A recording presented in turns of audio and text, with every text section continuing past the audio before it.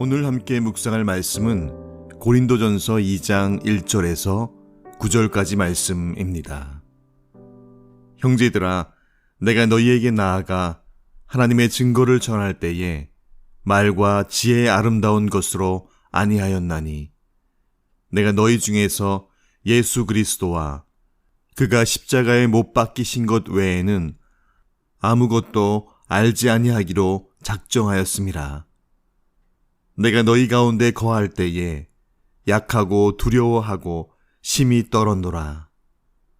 내 말과 내 전도함이 설득력 있는 지혜의 말로 하지 아니하고 다만 성령의 나타나심과 능력으로 하여 너희 믿음이 사람의 지혜에 있지 아니하고 다만 하나님의 능력에 있게 하려 하였노라. 그러나 우리가 온전한 자들 중에서는 지혜를 말하노니 이는 이 세상의 지혜가 아니요 또 이 세상에서 없어질 통치자들의 지혜도 아니요 오직 은밀한 가운데 있는 하나님의 지혜를 말하는 것으로서 곧 감추어졌던 것인데 하나님이 우리의 영광을 위하여 만세 전에 미리 정하신 것이라.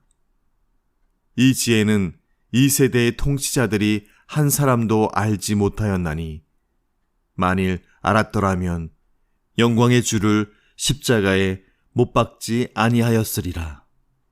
기록된 바 하나님이 자기를 사랑하는 자들을 위하여 예비하신 모든 것은 눈으로 보지 못하고 귀로 듣지 못하고 사람의 마음으로 생각하지도 못하였다 함과 같으니라. 아멘. 정치를 하는 정치인들과 그들이 모여있는 이 정당을 대변해서 말을 하기 위해 세운 사람들은 그들의 실력과 능력도 중요하지만 가장 우선적으로 그들의 언변, 즉 얼마나 말을 잘 구사해내느냐에 따라서 그의 능력이 판가름 나게 됩니다. 그러나 바울은 말합니다. 하나님께서는 당신의 대변인을 세울 때 결단코 그런 기준으로 세우지 않았다라고 오늘 본문은 말하고 있습니다. 복음이신 예수 그리스도를 전하는 힘은 인간의 힘과 능력이나 언변에 있지 않았기 때문이죠. 사도 바울은 복음을 전하는 사명을 감당하기 위해서 다른 것이 아니라 하나님의 능력이 필요하였다고 말합니다. 고린도 사람들은 수사학에 관심이 많았죠. 수사학, 즉 뛰어난 웅변술과 화려한 화술을 높이 평가했던 곳이 바로 그 도시였습니다. 그리고 인간의 지혜로운 논증에 환호했던 곳이 바로 그 도시였습니다. 그러나 바울은 고린도에서 말과 지혜의 아름다운 것을 통해 복음을 전하지 않았습니다. 그들의 믿음이 인간의 탁월한 말솜씨와 인간의 지혜 위에 세워지지 않도록 하기 위해서였지요. 바울이 전하는 내용도 다른 것이 아니라 예수 그리스도와 그가 십자가에 못 박히신 것뿐이었습니다. 복음 전파의 방법이나 내용이 매력적이지 않았습니다. 현란한 말과 모든 사람의 마음을 매혹시키는 그런 말이 아니었습니다. 십자가에 못 박히신 그리스도는 세상의 지혜로 볼 때 참 어리석은 것이고 참 볼품없는 것이었습니다. 그러나 하나님의 증거를 전하는 사람은 반드시 그 예수 그리스도를 말해야 하고 그분이 십자가에 못 박혀 죽으심으로 오직 그를 믿는 자만이 구원을 받는다는 사실을 증거해야 합니다. 바울은 고린도에 있을 때 오직 이것만을 생각했습니다. 오늘 본문 3절에 바울은 말합니다. 내가 너희 가운데 거할 때에 약하고 두려워하고 심히 떨었노라 라고 합니다. 본절은 바울이 고린도에서 복음을 전할 때의 모습을 설명하고 있지요. 이는 사도행전 18장 9절에서 10절에 나타난 대로 바울은 고린도에 있을 때 약하고 두려워하며 심히 떨었다고 합니다. 그가 복음을 전하는 곳마다 많은 유대인들이 그를 핍박하고 죽이려고 쫓아다녔기 때문이죠. 그가 두려워할 수밖에 없는 상황이었기 때문에 그래서 밤에 주님께서는 그 바울을 격려하시기도 하였습니다. 두려워하지 말고 침묵하지 말라고 말씀하십니다. 이 성에 내 백성이 많다고 그를 격려하시기도 하였습니다. 시편 56편 3절은 이렇게 말씀하십니다. 내가 두려워하는 날에는 내가 주를 의지하리이다. 바울은 두렵고 떨릴 때 주님을 의지했습니다. 복음은 믿는 자를 구원하시는 능력이지만 현실적으로 이 바울의 복음을 전하는 모습은 그리 매력적이지 않았던 것을 봅니다. 능력 있게 보이지 않았습니다. 언행으로 보나 전하는 내용으로 보나 세상이 호감을 가질 이유가 바울에게는 별로 없었던 것으로 보여집니다. 바울은 글을 참 잘 씁니다. 그러나 바울이 고백한 대로 그가 어떤 사람들 앞에 가서 말을 하는 것은 그리 잘 하지 못했던 것으로 기록되기도 합니다. 그럼에도 불구하고 하나님께서는 심히 두려워하는 그 바울을 사용하셔서 고린도에 복음의 씨앗을 뿌리고 열매 맺게 하셨습니다. 약하고 두렵고 떨릴 때에도 복음을 전하도록 하셨습니다. 약함, 두려움, 떨림이 그의 사역에 걸림돌이 될 수 없었습니다. 오늘 바울의 고백처럼 그에게도 복음을 전하는 것에 있어서 인간적인 약함과 두려움과 떨림이 있었음을 그는 고백하고 있습니다. 4절에 바울은 복음을 전하는 것에 있어서 무엇이 그의 능력이고 힘인지를 말해주고 있습니다. 바울은 화려한 수사법이나 세상의 지혜를 동원한 설득으로 사람들을 회심시키려 하지 않았습니다. 회심은 인간적 방법으로 일어나지 않는다는 것을 바울은 그 누구보다도 잘 알고 있었기 때문이죠. 복음을 받아들이게 하는 것은 오늘 그의 고백대로 성령의 나타나심과 능력으로, 즉 성령의 사역으로만 가능함을 그는 너무나 잘 알고 있었습니다. 바울은 성령의 나타나심, 즉 성령의 역사하심을 의지하며 십자가에 못 박히신 그리스도만을 전하였습니다. 고린도전서 1장 23절에 이미 말씀하신 대로 유대인에게는 꺼리끼는 것이고 이방인에게는 미련한 것이지만 성령의 나타나심과 능력으로 그들이 복음을 받아들이기를 기대하며 그는 전하고 또 전하였던 것이죠. 성령의 나타나심은 능력을 동반합니다. 성령의 나타나심, 그의 역사하심 자체가 능력이기 때문이죠. 구원은 사람의 힘으로 되지 않습니다. 아무리 훌륭한 설교자라도 성령을 의지하지 않고는 사람들의 귀에 즐거운 교훈을 줄 수는 있어도 그 사람들의 영혼을 흔들어 십자가 앞에 굴복하게 할 수는 없는 것이죠. 인간의 학식과 지혜와 언변에 의지한 믿음은 그래서 쉽게 넘어질 수밖에 없습니다.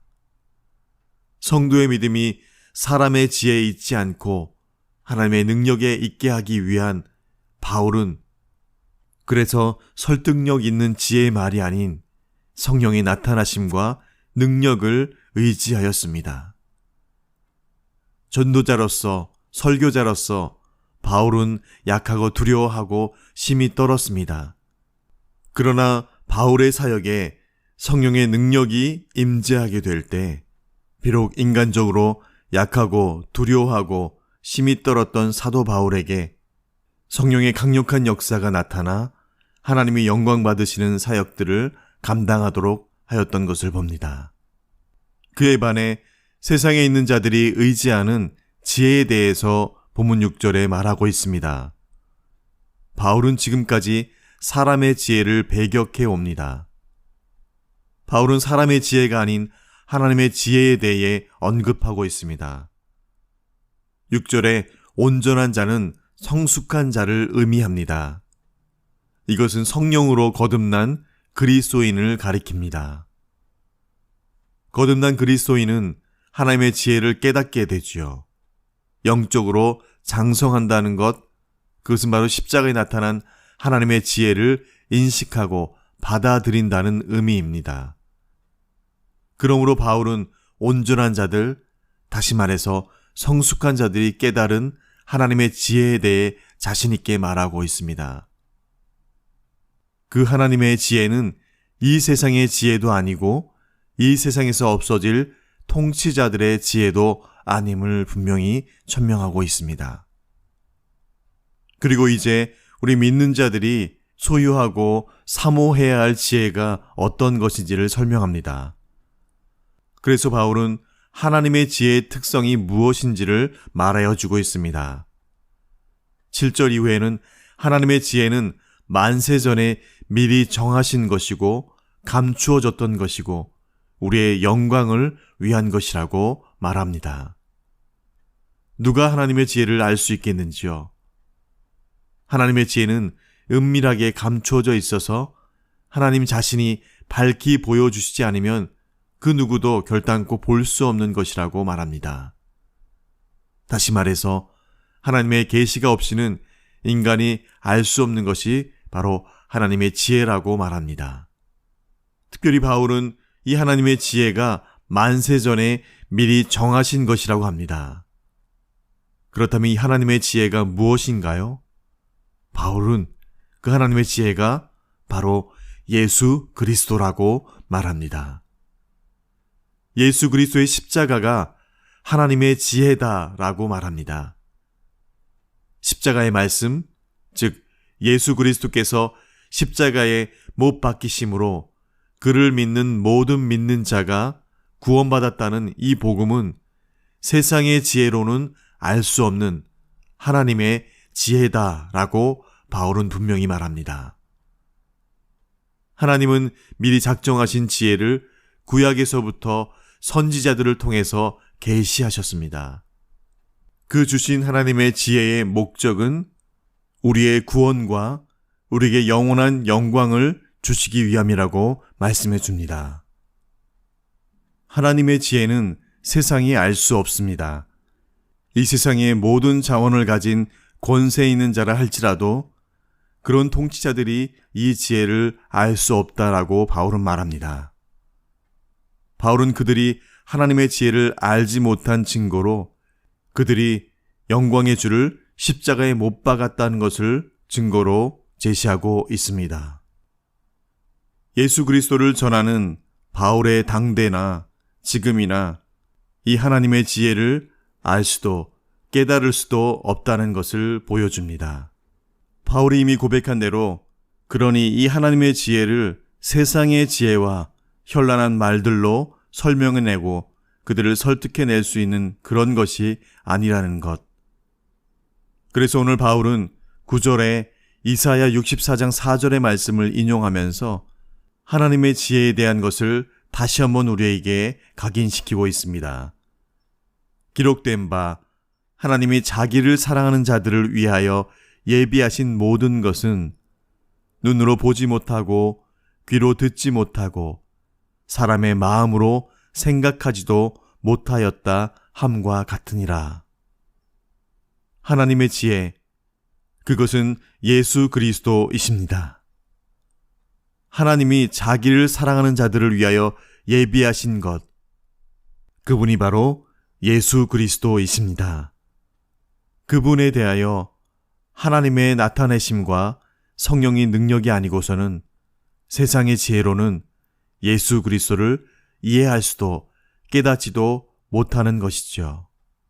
눈으로 보지 못하고 귀로 듣지 못하고 사람의 마음으로 생각하지도 못하는 것을 우리는 오늘 눈으로 본 것처럼 귀로 듣는 것처럼 우리가 그분을 깨닫고 이해하고 만지고 소통하며 교제케 하신 그 하나님의 은혜와 사랑이 얼마나 우리에게 큰 은혜인지를 다시금 묵상하며 찬미하게 됩니다.